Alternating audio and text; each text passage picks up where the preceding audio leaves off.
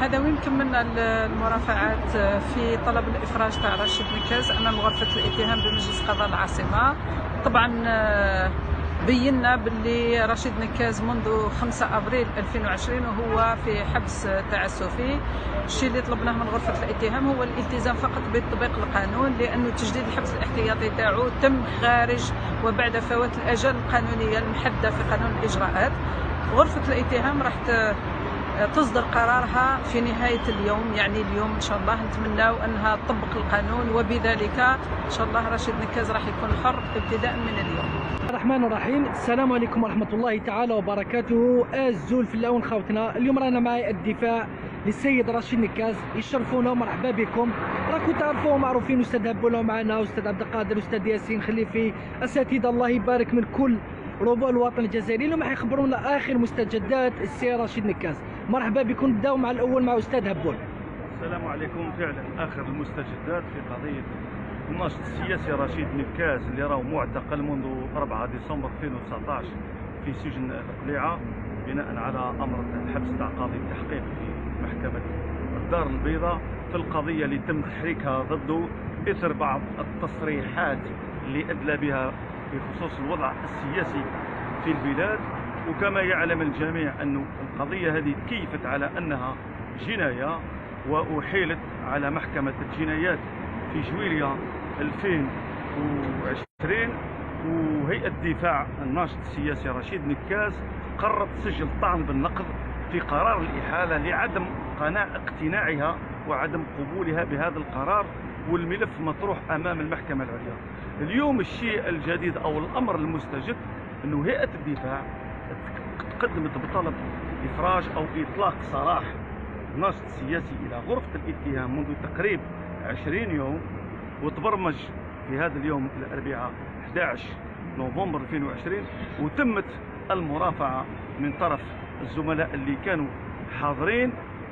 والأساس أو السبب اللي تقدم عليه هذا الطلب هو اكتشاف خلل إجرائي، خلل قانوني كبير يتعلق بالحبس المؤقت نتاع رشيد نكاز، اللي في الحقيقة الأمر أنه كان من المفروض أن يطلق سراحه يوم 4 أبريل 2020 بعد انتهاء مدة 4 أشهر الأولى، إلا أنه غرفة الاتهام في اليوم الموالي قررت تجدد له الحبس المؤقت بأثر رجعي. وهذا بالنسبة لنا كهيئة دفاع وفي منظور القانون أمر مخالف للقانون وخلل قضائي كبير أسسنا عليه إلى حد بعيد طلب الإفراج، واللي هو معروف أنه المسائل المتعلقة بالحبس المؤقت فيما يتعلق بالأفراد هي أمور تمس الحريات، والتشريع يضبطها ويدقق فيها وما يتركش السلطة التقديرية أو سلطة القضاة محدودة جدا. نتمنى أن غرفة الاتهام كهيئة قضائية تنظر إلى الموضوع من زاوية قانونية وتتخذ القرار اللي يكون في صالح القانون، والقرار أيضا اللي بمقتضاه يعاود الناشط السياسي رشيد نكاز يسترجع حريته، واللي يبقى دائما هو الرسالة نتاعو أنه عنده الثقة الكاملة في العدالة الجزائرية. وشكرا. شكرا جزيلا أستاذ يحيى شريف.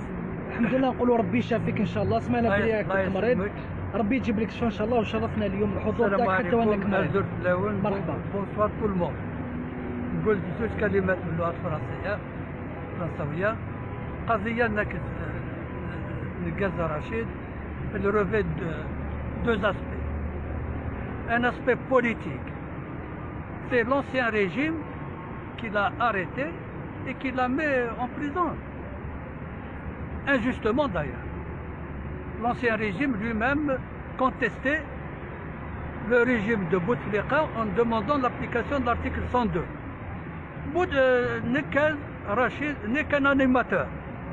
Il a animé dans un esprit de bon citoyen qui n'a pas perdu sa qualité de patriote, même s'il est résident en France, et il a tenu toutes ses déclarations reviennent à sauver le peuple et le pays sur l'application de l'article 667 sur la souveraineté populaire et sauver les richesses de l'Algérie. C'est ainsi d'ailleurs qu'il a dénoncé la corruption qui lui a valu des poursuites en France en dénonçant l'affaire des dinosaures algériens, Sellal ou Rbatou, qui sont en prison. C'est grâce à toutes ces déclarations de Sellal que la loi oblige tout citoyen qui connaît une infraction de la dénoncer, et tout corps constitué de dénoncer une infraction. L'article 32 du Code de procédure pénale. Donc, au point de vue fond, M. Nekaz Rachid n'a rien fait de mal, il a exercé son droit d'héritage de Moudjahid. Son père, ses arrière-grands-parents sont des Moudjahidines. Donc, et lui, il a été élevé en France. En France, pays de la liberté, pays des droits de l'homme, où il a appris tout ça. Il a appris tout ça et il s'est réveillé en France pour réveiller des consciences en France sur la base de la déclaration de 1789 sur le droit à la résistance. Aujourd'hui, 11 septembre, un jour commémoratif où les Algériens ont contribué à libérer la France durant la guerre mondiale, où il y a une flamme qui était au tombeau au Arc de Triomphe, soldats inconnus. Aujourd'hui, c'est la date de l'armistice. C'est une occasion de rappeler le sacrifice des Algériens aussi en France. Donc, M. Nekaz Rachid, il bénéficie de la double culture du droit des Moudjahidines et de la déclaration aussi du général de Gaulle, un résistant français, à Londres, qui a demandé de libérer la France. Et Nekaz n'a rien demandé de plus. Ses parents ont libéré, et ses grands-parents, les Moudjahidines, les Chouads ont libéré l'Algérie. Maintenant, il reste à libérer le peuple. Et il a contribué sans porter atteinte à quoi que ce soit. Et dans le cadre de l'ancien régime. Maintenant, il y a un nouveau régime. Ce nouveau régime, il y a un nouveau président, Rabbi Chafi. On lui souhaite, on voit d'ici jusqu'à Baden, y compris Berlin et Munich, tous mes voeux de prompt rétablissement à Serge Majid, notre président. Il y a un nouveau régime, ce nouveau régime manifeste le changement. Qu'on ne continue pas d'arrêter les gens, qu'on les maintienne dans les géoles et qu'on dit que ça continue. Le régime, il a été battu par le peuple, par le Hirak populaire, qualifié par l'État de Moubarak. Nous sommes tout à fait d'accord. C'est un Hirak populaire Moubarak.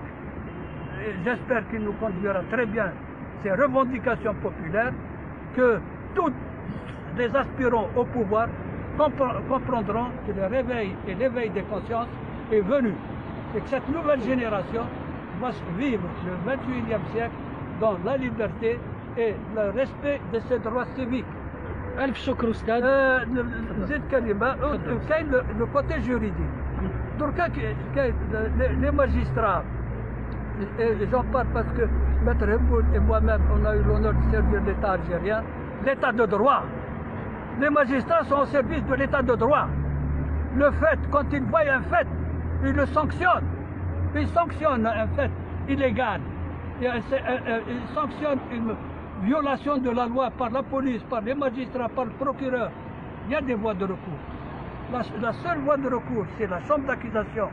Tant que l'affaire n'est pas jugée au fond, la chambre d'accusation, elle est gardienne et souveraine des libertés et des droits des citoyens. Nous la mettons aujourd'hui en demeure. Et je le dis avec mon droit d'aînesse, de magistrat depuis 63, qu'il y a une responsabilité des magistrats à prendre. Parce que les magistrats, c'est la charpente qui nous reste, c'est la toiture de l'Algérie, c'est le visage de l'Algérie, c'est la figure du peuple.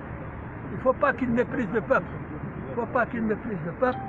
Le procureur, il y a une détention arbitraire, illégale.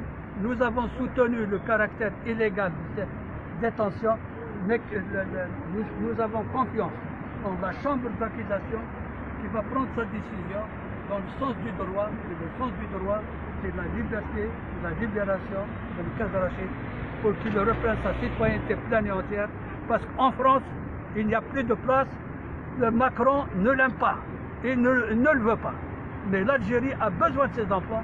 de là-bas comme d'ici. Et merci, شكرا. ميرسي بوكو استاذ عندي سؤال اخر استاذ عبول. سؤال اخر. هنالك كثير من المناضلين والمتعاطفين مع السيد رشيد نكاز راهم متقلقين شويه. هنالك بعض المصطلحات القانونيه ما يقدروش يفهموها استاذ مواطنين، لكنهم حابين يعرفوا اسكو فيها خير ان شاء الله قانونيا. دابخي واش حبيت نلحق لهم ميساج يكون قصير وان شاء الله يكون فيه تفاؤل تاع خير استاذ. باش نبسطوا الامور والناس الكل تفهمها، انه رشيد نكاز من المفروض مده 4 اشهر الحد تاع الحبس المؤقت نتاعو كانت تنتهي يوم 4 ابريل 2020، ولكن هل هي من الصدف ام انه غرفه الاتهام لما نظرت الملف نتاعو يوم 5 ابريل يعني بعد يوم واحد قررت تزيد له مده الحبس المؤقت 4 اشهر بعد ما انتهت ب 24 ساعه. هذا هو الخلل الاجرائي والقانوني الكبير اللي وقع، وبالتالي هذا الامر هذا هو من الناحيه القانونيه ما يتصلحش. المسائل نتاع الاجراءات باش يشبهوها ويفهموها الناس كي الرصاصه كي تخرج من البندقيه ما تقدرش تعاود تولي.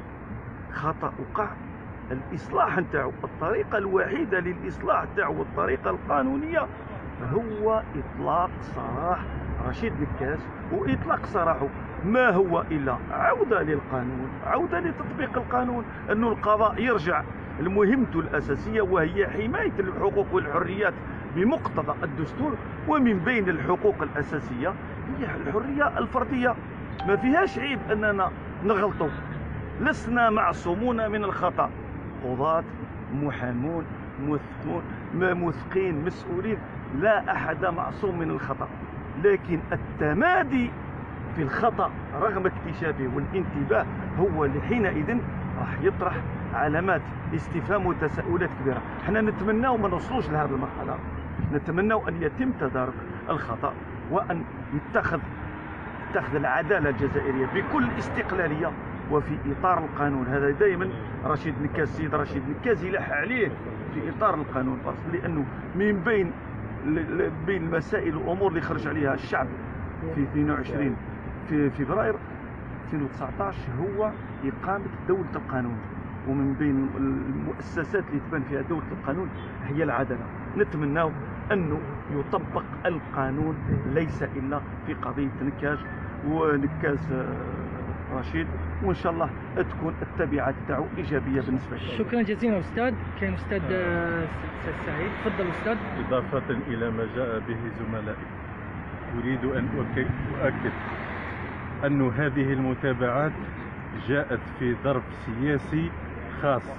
ما هو هذا الظرف السياسي؟ هو الحراك الشعبي الذي خرج الشعب الجزائري أغلبه بتاريخ 22 فبراير.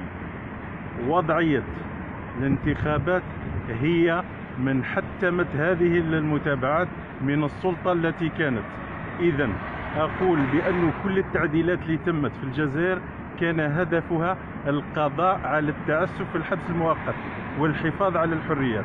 الحبس المؤقت كما جاء في الدستور وفي القانون أنه إجراء استثنائي لا يكون إلا في الأفعال الخطيرة جدا، ولا يجب تسبيب هذا الحبس المؤقت، ويجب أن تتوافر فيه شروط.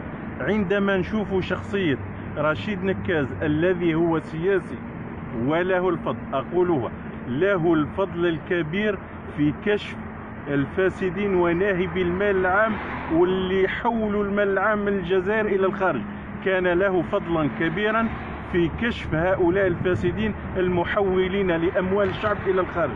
إذن بالنظر إلى شخصية المتابع اللي هو رشيد نكاز، إنسان سلمي عنده مقر باين، يمتثل للقانون الجزائري، ماهوش إنسان خطير حتى نوضعه في الحبس. إذن يجب ألا يكون الحبس المؤقت في الجزائر وهذا الانحراف الخطير الذي وقع خلال هذه المدة، وهذه في حد ذاته. رشيد نكاز إنسان مسالم، عنده عنوان شخصية سياسية، دوره التوعية والتركيز على برنامجه السياسي. النقطة الثانية كما قال الأستاذ هبول والأستاذ يحيى شريف، حينما يكون خطأ في الإجراءات خاصة في حرية الأفراد فلا يجب السكوت عليه من جميع العاملين في ميدان القضاء. قضاة أو محامين أو دارسي قانون، الخطأ في الإجراء في الحبس المؤقت معالجته بالإفراج فورا عن المتهم رشيد نكاز. وشكرا. شكرا جزيلا أستاذ، يعطيكم الصحة. هيئة الدفاع السيد رشيد نكاز. المهم هذا ليس بمثابة حكم مسبق.